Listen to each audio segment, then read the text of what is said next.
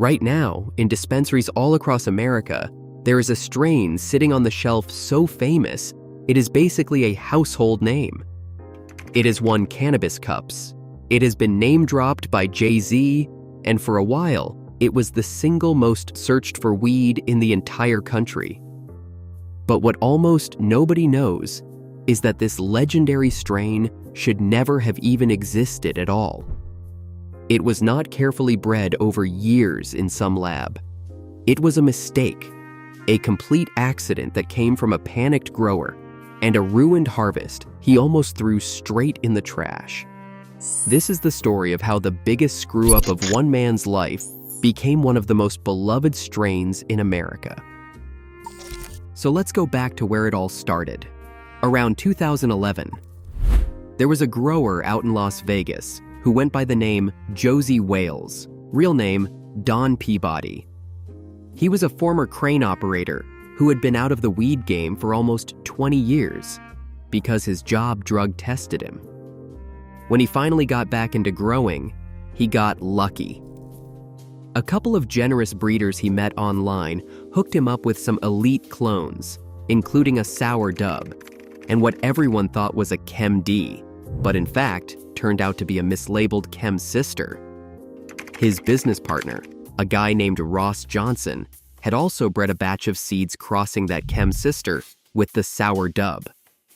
So Joesy had this whole room set up, a stadium-style grow packed with all these plants, and everything was going exactly how it should. Until the police showed up at his place for something unrelated to the grow. That was all it took to spook him badly enough to tear his garden down. It had around 80 plants. After that, he moved the whole operation to his friend's house. About a week later, he hauled everything back and set it all up again at his place. But here's the problem with doing that. Cannabis plants are sensitive, and stressing them out like that can cause them to do something growers absolutely dread, turning hermaphrodite. In other words, they started growing male flowers, and those male flowers released pollen all over the room. Once that happens, it's basically game over. The pollen gets into your buds, and your plants start putting energy into making seeds instead of flower. The harvest you were dreaming about is suddenly full of seeds. Joesy was furious. He figured the whole run was a write-off, so he gave most of that seeded weed away and pretty much wrote the entire thing off as a loss. But his friend Marlin, who everybody called Mardog, did something small that changed everything. Instead of throwing it all out, he quietly saved some of the seeds that had formed during that accidental pollination. Those seeds sat there for about a year and a half. Then Joesy and Mardog finally set up a grow together and decided to pop a handful of them, just to see what would happen. But they were nervous about it, because seeds that come from a hermy plant can carry that same hermaphrodite trait, so they watched these things like hawks. Out of 5 or 6 seeds, they got 4 healthy female plants. One was a runt and got tossed, but the other 3 were keepers, and they numbered them. Number 1, number 2, and number 4. And it was that 4th plant, the one they labeled GG4, that stopped them in their tracks. The trichome production alone was unlike anything they had seen.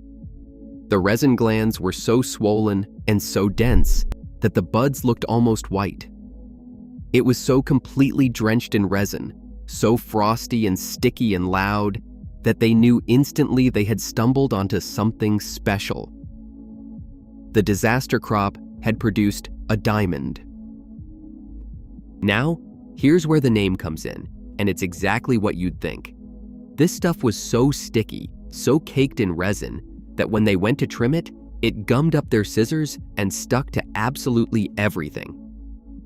The story that gets passed around the most is that resin from that first batch literally glued a phone to Joesy's hand when it rang, just like in those Gorilla Glue commercials. So that's what he named it, Gorilla Glue. And honestly, Even if that exact phone story is more legend than fact, the part that's definitely true is that this was some of the stickiest weed anyone had ever seen. So let's talk about what GG4 actually is. Genetically, it's a three-way mix of chem's sister, sour dub, and chocolate diesel, coming in at roughly 60% indica and 40% sativa. The chem's sister side, again rooted in that chemdog family tree, brings that sharp, chemical, fuel-like punch and the sky-high THC. The sour dub adds a sour funk and those dense, resin-loaded buds. And the chocolate diesel layers in a darker, almost coffee and cocoa kind of depth that sets it apart from your average diesel strain. The terpene profile is a big part of what makes it so distinct. Beta-caryophyllene is the dominant terpene, the spicy, peppery compound that actually binds to CB2 receptors, and that is part of why the high hits your body as hard as it hits your head. Myrcene comes in second, and that is the one responsible for the heavy, sedative couch lock the strain became famous for. And you've also got limonene in there, which cuts through with a bright citrus note underneath all that gas and diesel. Put it all together and you get this heavy, pungent, gassy smoke that smells like fuel and dark chocolate and damp earth all at once. The high is just as intense, a big euphoric rush that quickly melts into full-blown couch lock, the kind of weed that pins you to the cushions and does not let go. Think of it like OG Kush turned up to 11. And the THC is what really put it on the map, regularly testing in the high 20s, sometimes cracking 30%, which back in the mid-2010s was absolutely monstrous.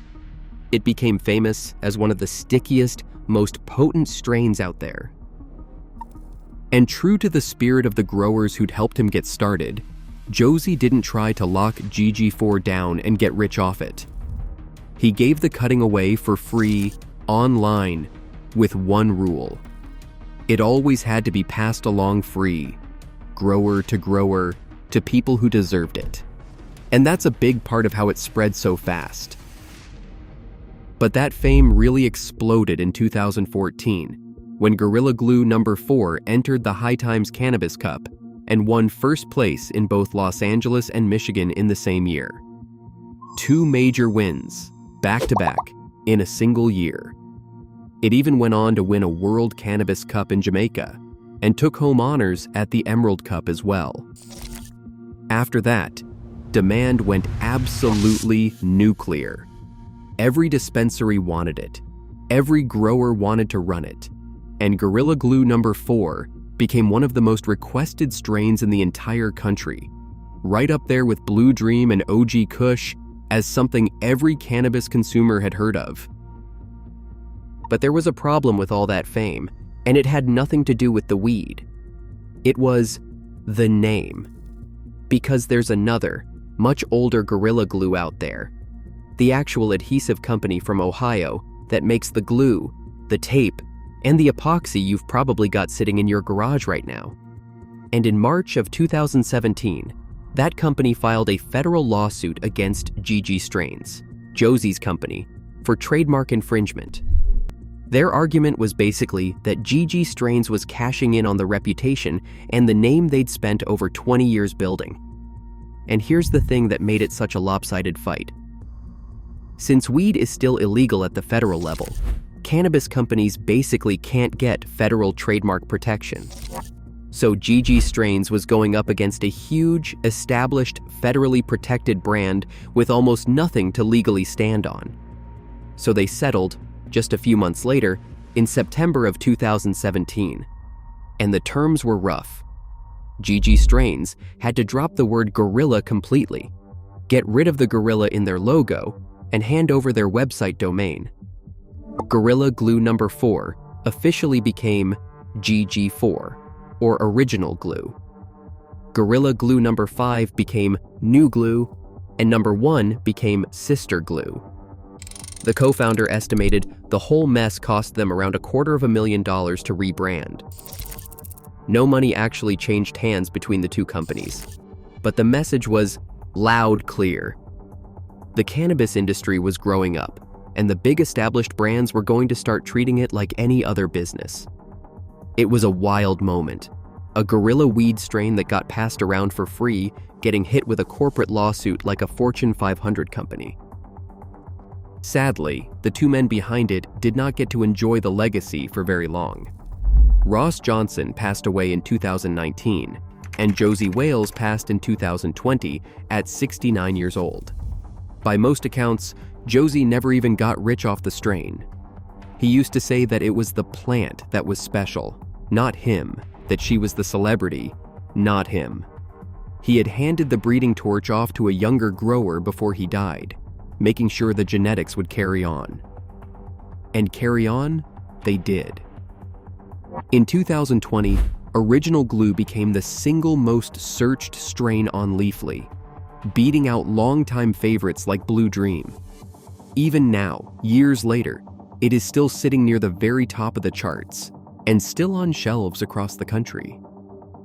It kicked off an entire family of strains, with descendants and crosses like New Glue, Gorilla Cookies, Gorilla Skittles, and many more. It became the benchmark, the strain that other heavy hitters are measured against, and it helped kick off this modern era of super gassy, ultra-potent, resin-drenched weed. It even got name-dropped by Jay-Z in a song. So that is the story of Gorilla Glue number 4. A strain that only exists because a grower got spooked by the cops, panicked, stressed his plants, and accidentally ruined his harvest. If Mardog had not saved those seeds, if they had never bothered to plant them, one of the most beloved strains in America would have ended up in the trash. Sometimes the best things really do come from the biggest mistakes.